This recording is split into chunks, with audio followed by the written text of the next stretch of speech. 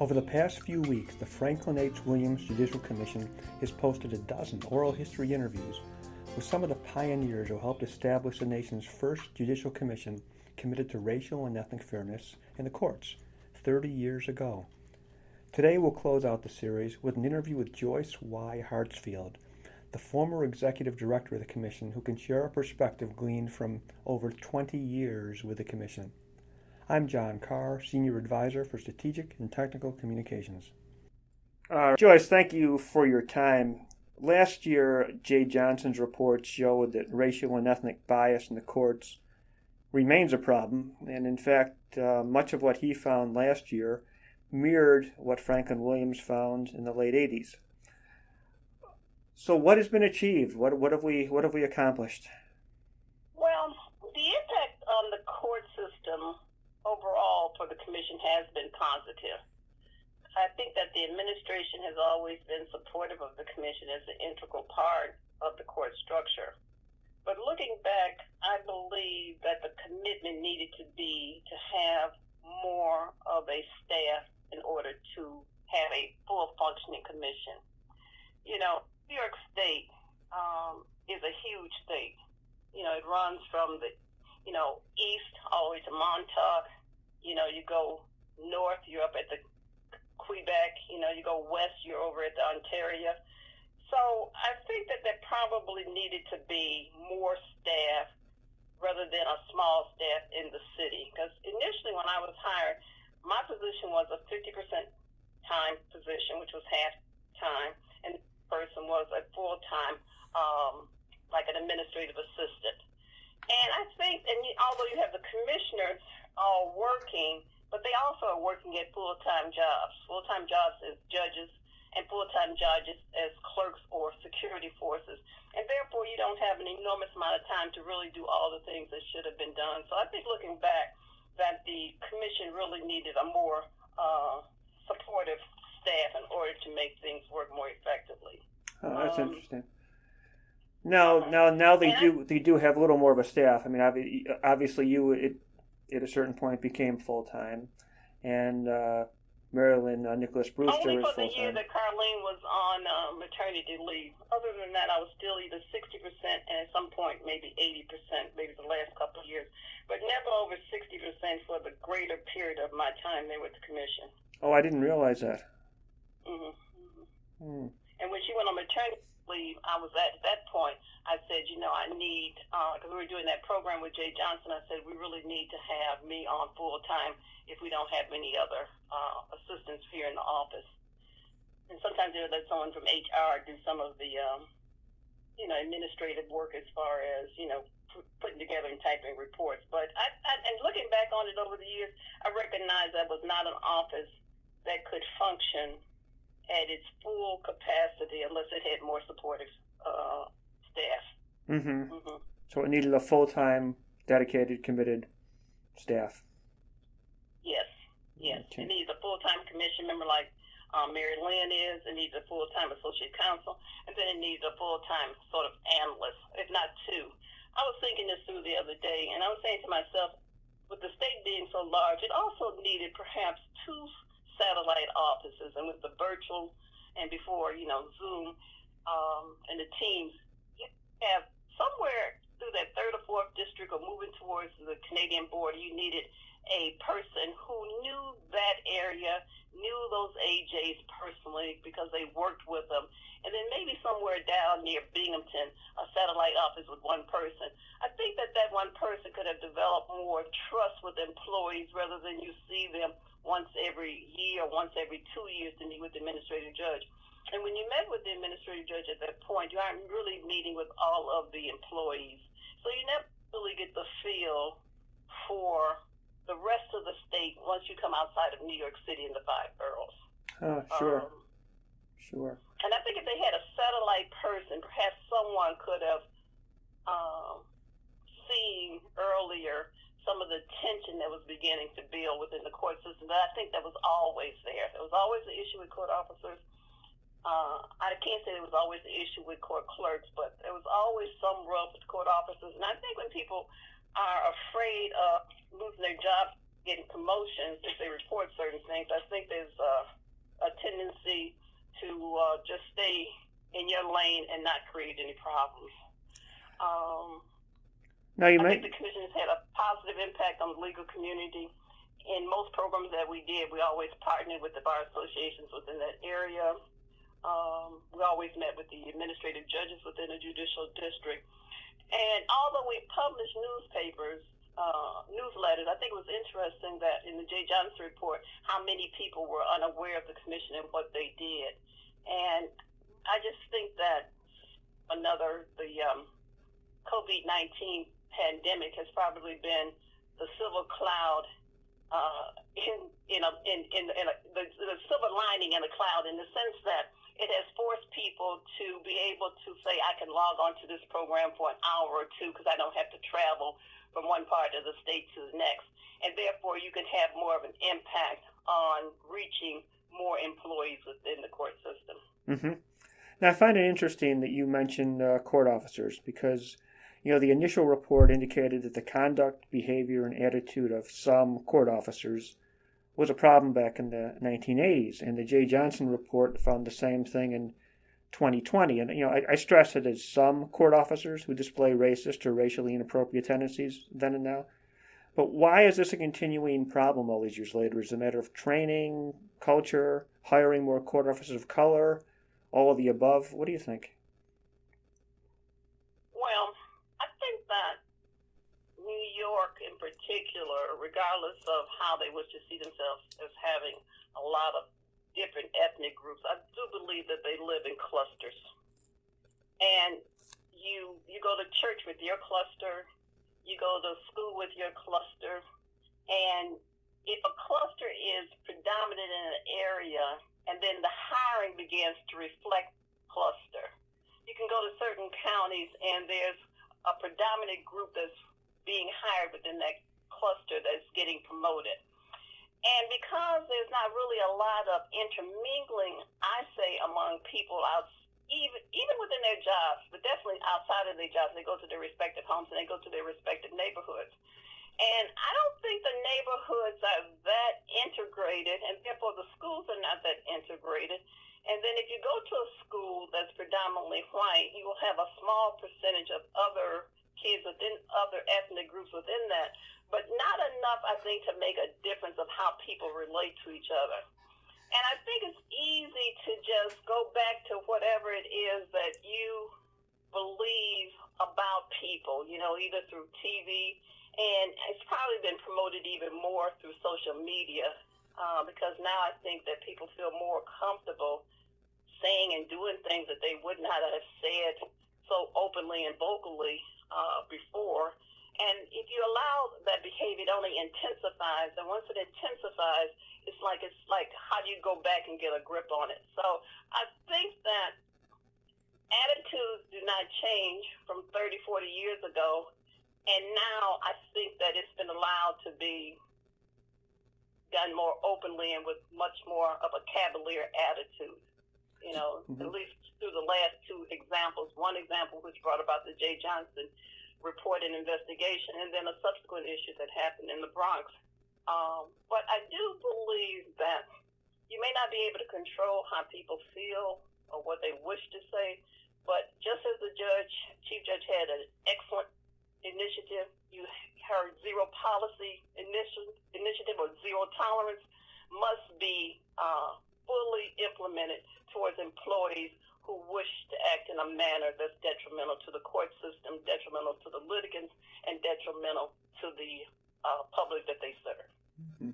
So and I think when people recognize there's something at stake for them to lose, then perhaps that curbs behavior rather than you try to culturally try to change their behavior. I'm not sure that programs does it, because sometimes people feel like, well, I'm being left out or this group doesn't deserve that. It's always an attack from some way, but zero tolerance makes them realize there's something at stake, and therefore if you don't want to lose what's at stake, you begin to curb your behavior and act in a manner that's appropriate towards people. So maybe if you can't change attitudes in a certain generation, maybe you can change behaviors. And then maybe with those behaviors that are no longer part of the culture, the next generation is a little more advanced. I think that's true, and I think that probably we see that happening among each generation on how they participate. I think when we saw them, a different generation participating in movements throughout 2020, when they saw things that they thought was unfair or unjust, I believe there was a greater participation, so attitudes had been impacted upon by different people, and I think you continue to make those impacts, and therefore you'll keep moving forward. But it's like teaching school, I think.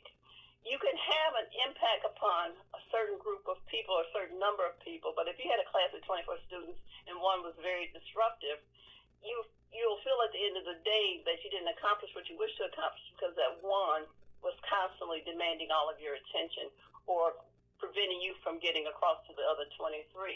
So I think sometimes a small number makes it more difficult to feel like you've achieved the goals that you want to achieve, and the attitudes have been changed so that you can view it and weigh it for what it's worth. Mm-hmm. Mm-hmm. Now, when Ambassador Williams set up the commission, he was adamant that it had to be independent, and he refused to accept any funding from the court system. Today, of course, the commission is funded by the court system. Its chairs have always been judges employed by the court system.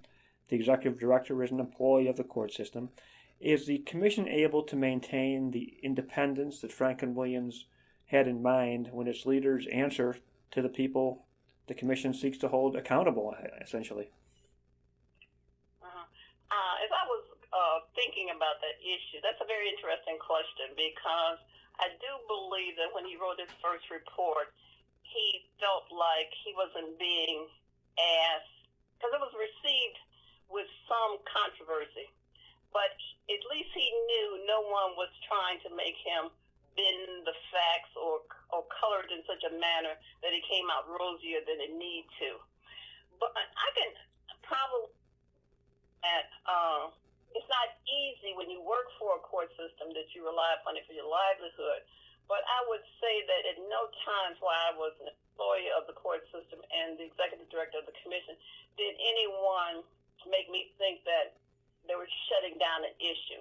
Now, how do you go about shutting down issues? You can do it openly, or you can just not act on it, So it's never openly issues shut down, but there was always an issue about who were the policymakers in the court, who were the people making those policies. And when I say the 11th floor, it's the administrative offices. What did the 11th floor look like as far as diversity? So you can keep saying that something needs to be different there, but if it isn't reflected there, then you wonder why they don't see it as you see it. They look through their eyes and think it's functioning fine. I look through my eyes and I recognize that people need more diversity on the 11th floor. I always felt that, And I think when Barry left, although they have a council that's of color, I just don't think the policy makers within that 11th floor had enough diversity to it. So no, you were never openly shut down. You were never made to think your ideas were not worthy of consideration. But I do believe that if you look at the policy makers, and that impacts how people think things are happening. Now, I believe in your career you worked for 3 chief judges and 3, 4, 5 chief administrative judges, all of them white. Did any of them ever tell you to back off or to sugarcoat a problem that they would prefer to sweep under the rug? They would never tell the executive director to sugarcoat a problem. I just don't think that's how businesses work. I do believe that the direct contact initially is always with whoever the chair was at that time, and the bulk of my time was spent with Judge Douglas being the chair, who had a very good relationship with all of the chief judges. So that never happens like that. But as I said before, if you bring issues to the forefront of what you think should be different, let's say the structure of the security forces, should that be different and represent more diversity? Should the 11th floor be more diverse? Should the Office of Diversity and Inclusion have a larger staff? You can't study that. You can't study that issue for 3-4 years and not give them a bigger staff so they can have more of an impact. You can't then say when Jay Johnson comes out with this report, okay, therefore we need to put more people in that office. So you have to do it before there's an explosion in order to avoid an explosion. So by not doing it, it says to me, you haven't taken that particular office as seriously as you take other offices. And that was constantly addressed with the administration. Look, that office cannot function with so little people. I didn't realize that I couldn't function with so little people, but I definitely knew the Diversity and Inclusion Office, which was doing all the outreach, couldn't function with so little people. And there was never a point where there was talk about giving staff, but there wasn't a point where I think sufficient staff was given to make that office work. So you rank things on what you think is important, and what is important is how you staff a particular office. And if you don't staff it where it can operate fully, then it says that you haven't taken it seriously. Do you think we're edging toward a time when the commission and this whole issue is taken more seriously? I mean, they've obviously put a lot of effort into recruiting Jay Johnson and setting him loose to do what he did, and bringing in Alfonso David. And do you see a strong commitment there that maybe wasn't there as much in the past? I think there was always a commitment to try to do things to improve the court system as far as diversity and inclusion. There was a point where they did more reporting back on what their hiring policy was like, and they slowly eroded that away. There was a point where, and this second point stayed the same, where they made sure that there was a certain amount of diversity on the hiring and selection committee for certain job titles, and that stayed in place. There was a point where commission members were also selected to sit on those panels so they could have input, so that stayed in place. So there was many places where things stayed in place or was added to make it a better system. But it still is a difficult system to make work if there's 5 people and you only have one person really representing diversity, unless you count the other person as a woman who may be white representing diversity. So if the administrative judge in that area wants a certain person to have a job after they've interviewed all the people, and they vote for that person, then you got the rest of the staff that's out there, which probably makes up at least 2 more of the seats. Do you think they're really in a position and want to go against the administrative judge? I would say not. Mm-hmm. So it's like, so 3 or more feel that way and 1 doesn't, and maybe 1 1/2 doesn't because the other one's on the fence. So it becomes a difficult thing to override, even though you're having a presence on committees. It still is difficult because there's a grooming in the court system, and I don't think everyone gets groomed equally. And if you don't get groomed, then you're probably not in that tier to move up to the next level. And I always thought that what the court system needed was, within their different judicial district, was who are you grooming to take over the next positions? And it could be 2-3 people you're grooming. It doesn't have to be 1. It doesn't have to be necessarily solely a person of color. But you got to look and see what the pipeline is looking like so that people have an equal opportunity to advance. But there's a little bit of everybody wants that job. All groups want that job, whatever the job is. There's always a large competition for that job. So, you got to really, it's not hard to be fair. It's hard to look through your eyes and determine what's fair, and it's hard to look through my eyes and determine what's fair, because I'm judging it by all the values that I grew up with and all of the discrimination that I saw. Like we had a program with 8 of my friends from college, and we were celebrating our fathers who were all deceased, and they were talking about the jobs their dads did. And I think the thing that was, and one of the girls began to cry on the phone, and we're all beyond 65. Mm-hmm. And I thought that was interesting that when you heard what they did, one father did some inventing of some different things that he did. Another father he was an electrician, and he had a business within hotels where he sold magazines and newspapers. And you really realize that some were able to use their GI Bill, others were not. And you realize that with the proper opportunity and without that oppressive racism weighing these young men down, they were young at that point, down. They were born between some were born as early as 1912, and the latest one was 25. So therefore, you're dealing with a very racist part of the history of America for Black people. And we all realized that the takeaway for us was that what would it have been like if you didn't have that level of oppression guiding these men's lives, and where they could live, and the jobs they could have had, and the bank opportunities to apply for a loan and start your own business. So you never were where you were supposed to, because there was always something that was stood in the way. So the takeoff is that I think within the court system, everybody has an idea of where they want to go within the court system, and some people are mentored to get there, and I think that others have a harder time because they don't have the mentors. And you just got to constantly push forward to sort of say there needs to be more equity done within the court system and within the jobs. It sounds like there's a continuing need for the commission to actually be somewhat of a thorn in the side of the Office of Court Administration, and to always be on top of this issue and to monitor and advocate, right?